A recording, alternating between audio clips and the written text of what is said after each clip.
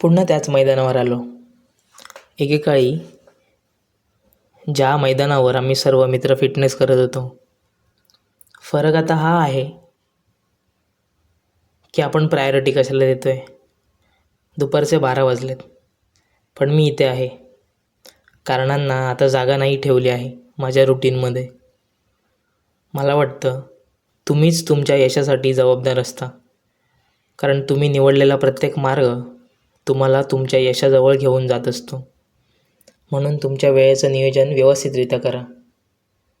आजचा वेळ उद्याचा काळ ठरवत असतो. मग तो कुठे आणि किती द्यायचा हे तुमच्या हातात. मी तयारी करतो आहे स्वतःच्या बेस्ट व्हर्जनसाठी. फिटनेस हे माझ्यासाठी एक काम नसून ते माझ्या जगण्यातली एक प्रायोरिटी आहे. मग इथे थांबून कसं चालेल? 1000 वेळेस पडलो तरी मी उठत असेन तर मी या प्रवासासाठीच बनलो आहे.